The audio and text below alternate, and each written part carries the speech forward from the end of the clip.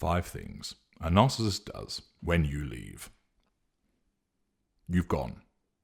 You've departed. You've headed for the exit. You've upped sticks and left the narcissist. Most likely you held the position of intimate partner primary source, being the spouse, boyfriend, girlfriend, cohab or partner of the narcissist. And you've got out. You may have realized that you were dealing with a narcissist and utilized my work to escape. Or you've realized that something is very wrong in the relationship, and despite trying to fix it, to correct the problems, to reconcile the differences, you've had enough. And you've gone. You may have been shown the light by somebody else, receiving intervening encouragement from a family member, a therapist, a friend, in order to get you out of the relationship. And thus, you have gone.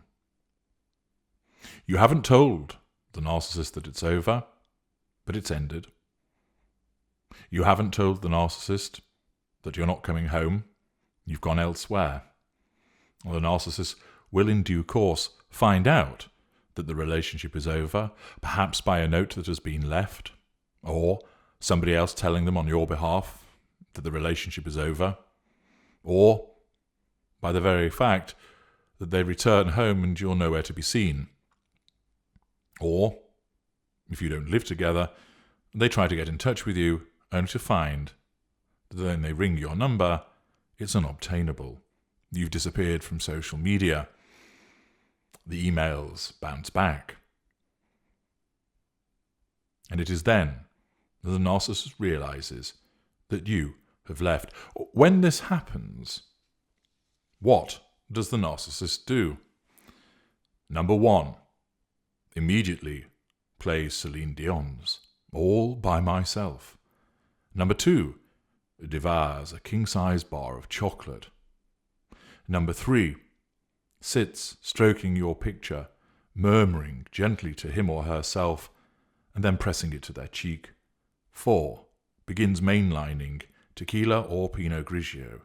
5, hugs Teddy and asks, "You still love me, don't you?" Of course, it's none of those things. But, given the answers that are often thrown around on the internet by people who don't understand narcissism, they might as well be the answers for all the good that they will do you. Instead, you have come to the right place to receive the right information, enabling you to make the right decisions. These are 5 of the things that the narcissist does when you have left in the manner that I have described. Number 1. If you're the intimate partner primary source, you may well get an initial grand hoover. The initial grand hoover is written about in my book No Contact, and so if you want the expanded answer, please go and obtain that, and you'll learn plenty. In essence, the initial grand hoover is the frenzied attempt by the narcissist to draw you, as the escaped intimate partner primary source, back under the control, back into the formal relationship, back providing fuel, character traits, under control, and providing residual benefits. The narcissist will hoover the backside off you. Of course, whether this can be achieved is very much dependent upon the strength or otherwise of your no-contact regime. But when that narcissist, who has you as the intimate partner primary source, realizes that you have ended the formal relationship, that you've gone, that you've left, bang, the initial grand hoover will take place. Sometimes it doesn't, and that's because either your no-contact regime is absolutely outstanding, well done, that the narcissist can't even get it off the ground, so as a consequence nothing occurs, or it might be that the narcissist had got somebody almost under control and you were on the cusp of disengagement, and therefore the narcissism selects, rather than try and draw you back in, they just turn to your replacement instead, and at that juncture you hear nothing. But for the most part, when a victim escapes, the narcissist will not necessarily have the replacement lined up. There might not be anybody, or somebody not even close to fruition. And therefore, the first thing that the narcissist will do is dole out the initial grant hoover. If you are the intimate partner secondary source that has left, well, the narcissist may not realise for some time, because you may have departed whilst you're on the shelf, and it's only when the narcissist comes back to hoover you that they realise that something is wrong. You won't get the initial grant hoover. What you'll get is some sustained follow-up hoovers, but eventually the narcissist will be forced, as a consequence of the way the narcissism operates, to move on to somebody else. Of course, you could be hoovered again in the future, but the initial grant hoover is invariably utilised for the intimate partner primary source because they are so important that it is worth the narcissist expending all of that effort and energy in a short burst at least in order to get that person back. So the first thing the narcissist does when you leave the narcissist is, in most instances, but not all, issues the initial grant hoover. Number 2, smears you. Yours is an act of treachery, a foul, seditious act against the nation-state of narcdom. You are a disgusting individual who has dared to slip the shackles imposed upon you by the narcissist and, like a thief in the night, steal away. The narcissist, as part of asserting control over you and also other people, will smear you. You may well have already been smeared prior to the point of your escape, again, that being part of the second assertion of control. But one of the other things that the narcissist will do when you've left is smear you. The effect of the smearing, or rather the method of the smearing, will vary. Some narcissists it'll be pity play style. She's left me heartbroken. I can't believe that she was such a cold, cruel woman to do this to me. I can't believe that she's just gone without saying anything after everything that I've done for her. In other instances, it might be more of a revenge style, where the narcissist swears, I'm going to hunt her down and grind her bones to make my bread. I'm going to make her pay for this. Who does she think she is walking out on me? Nobody does this to me and gets away with it. She'll rue the day that she threw this in my face.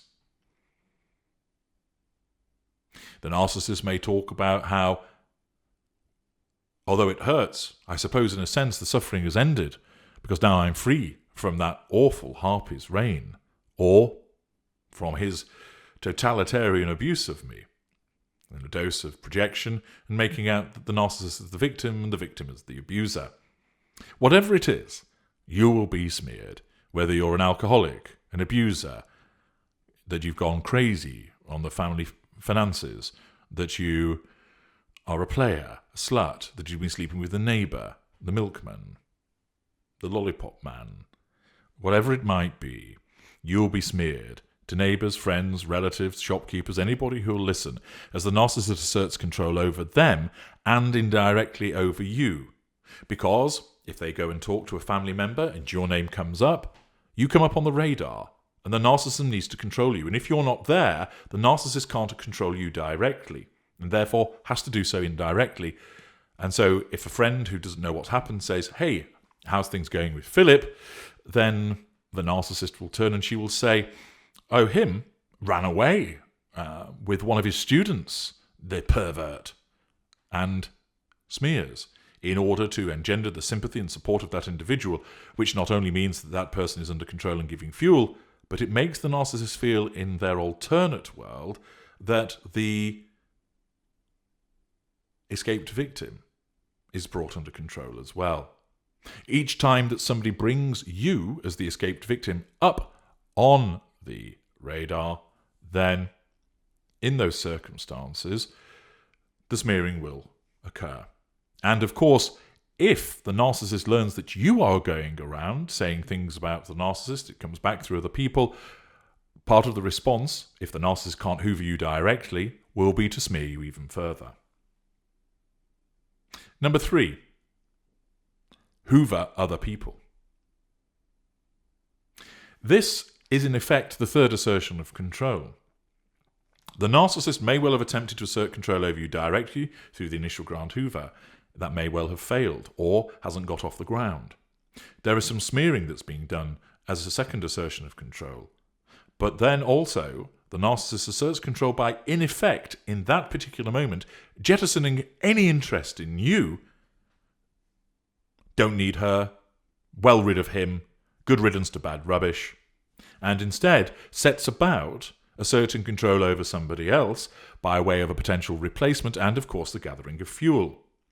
So, the narcissist will then go and hoover the waiting intimate partner secondary source, assuming there is one, the affair partner, the mistress, the other man, who's been waiting in the wings.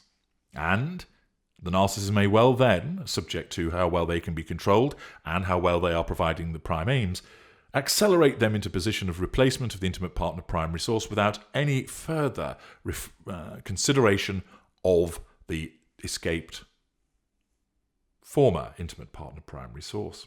It might be the case that the narcissist hoovers the former intimate partner primary source, the one that you replaced. Your treachery, you were painted black through devaluation, and they may have been hoovered already, or if not, your act of treachery by departing brings them back into play, causes them to be viewed as not the awful harridan that they were described as to you, but actually the saviour of the narcissist, a decent person who actually the narcissist realises they could have treated better. Not that they genuinely believe that, but that's what the shtick that will be utilised for the purpose of manipulation towards that individual, to draw them back in. Or the narcissist starts afresh, hunting down from tertiary sources, either on the internet or in bars, through dating, etc., a fresh, intimate partner secondary source who will be quickly, all factors working out, to become the intimate partner primary source.